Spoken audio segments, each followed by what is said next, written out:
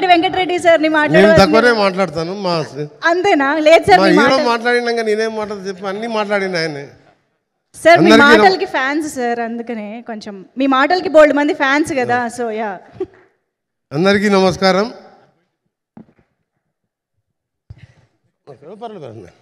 అందరికీ నమస్కారం.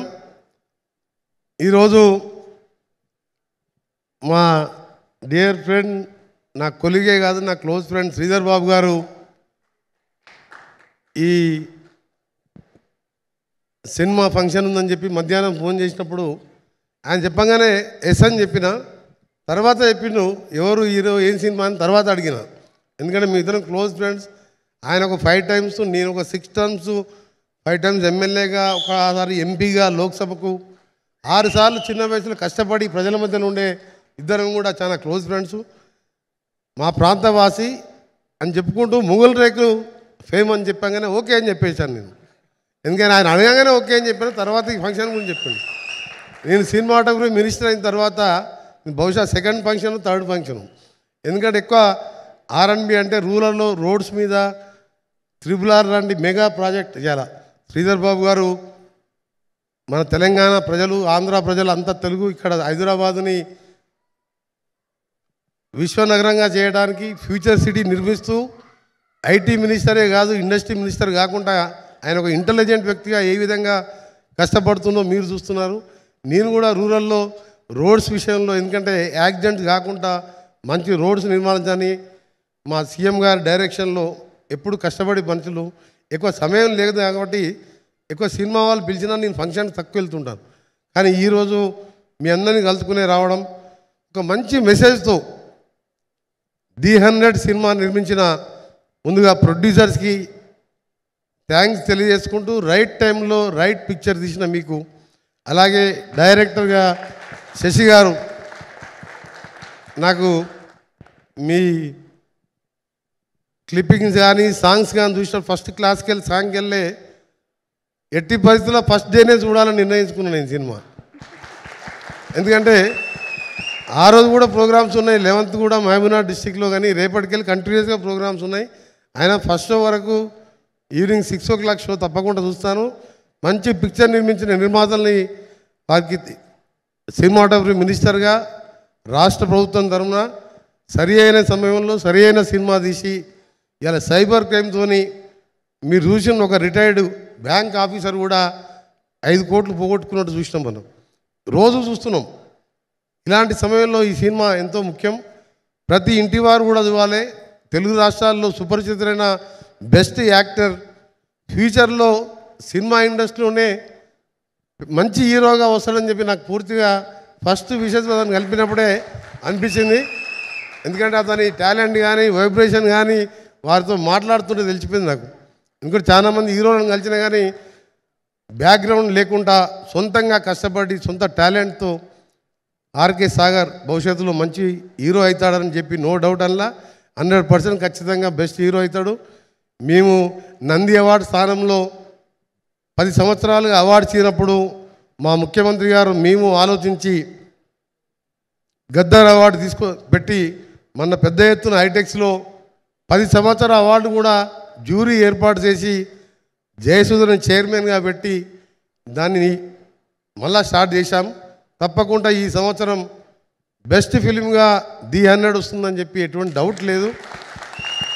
అట్లని చెప్పి నేనేం రికమెండ్ చేయ, కానీ ఆ ట్రైలర్ చూసిన తర్వాత అనిపించింది నాకు మెసేజ్ ఉన్న సినిమాలు కావాలనే మా ఆరాటం తప్ప. మేము బలగం సినిమాకు కూడా బెస్ట్ ఫిల్మ్ అవార్డు మా జ్యూరీ వాళ్ళు మా ఇంటర్వ్యూస్ లేకుండా ఆ కమిటీనే డిసైడ్ చేశాం.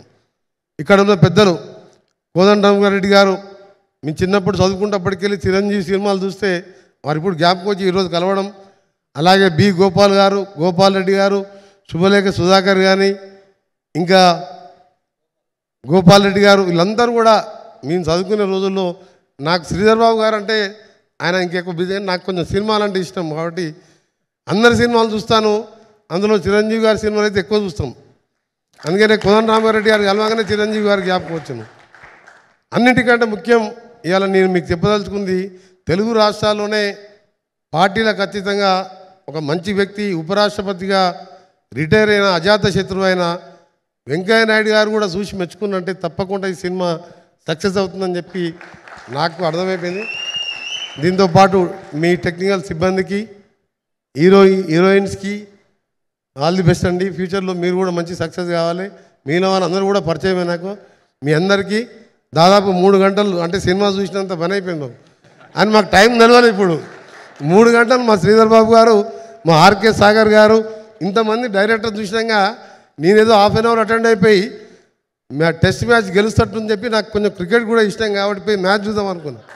కానీ ఆ మ్యాచ్ గురించే మర్చిపోయినాం. ఆ ట్రైలర్ చూస్తుంటే, ఆ సాంగ్ చూస్తుంటే, నాకు ఆయుధం అవసరం లేని చెప్పి ఆ డైలాగ్ చెప్పే తీరు చూస్తుంటే ఆర్కే సాగర్ డెఫినెట్గా మంచి హీరో అవుతాడు. నా సపోర్టు, మా సినిమా తెలంగాణ గవర్నమెంట్ సపోర్ట్తో పాటు సినిమాటోగ్రఫీ మినిస్టర్గా మీ సినిమా ప్రమోషన్ కావాల్సిన విషయాల్లో కానీ ఫ్యూచర్లో నువ్వు ఏదైనా యాక్టింగ్ చేయదలుచుకున్నా తప్పకుండా నా పూర్తి సహకారం, మా శ్రీధర్ బాబు గారి సహకారం నీకు ఉంటుంది. నువ్వు తప్పకుండా బెస్ట్ హీరోగా తెలుగు రాష్ట్రాలలో నీ పేరు అందరూ కూడా ప్రతి ఒక్కరు కూడా చూస్తారు. మేము మొగులు రేకులు సీరియల్ అప్పుడప్పుడు మధ్య మధ్య అక్కడ కూర్చున్నప్పుడు ఇంట్లో వాళ్ళు చూస్తుంటే మేము చూసేది తప్ప మొత్తం చూడకపోతుంది సీరియల్. కానీ ఎవరైనా ఆ టైంలో మనం వచ్చి ఏదన్నా టీ పెట్టమన్నా కాఫీ పెట్టమని ఎవరు వచ్చేది కాదు. మా ఇంట్లో వంట మనిషి మా పనిచేసే ఆవిడ రాజమండ్రి రామ కింద ఉంటుంది, కింద సరౌండ్ క్వార్టర్, పైకి పిలిస్తే రాకపోతుండే. సీరియల్ అయిపోయి నువ్వు వస్తా అని చెప్పేది. ఇక నేనే పోయి టీ పెట్టుకునే, లేకపోతే మా మిసెస్ని బదిలాడి టీ పెట్టుకునే పరిస్థితి. అలా అందరికీ కూడా సుపరిచితుడు ఆయన. కాబట్టి అందరూ చూస్తారని తెలుసు, కానీ చూడాలని అయితే మినిస్టర్గా మంచి మెసేజ్ ఉన్నది సినిమాలో. క్రైమ్ సంబంధించిన పోలీస్ ఆఫీసర్గా కరెక్ట్ ఫిట్ అయిపోయింది సాగర్.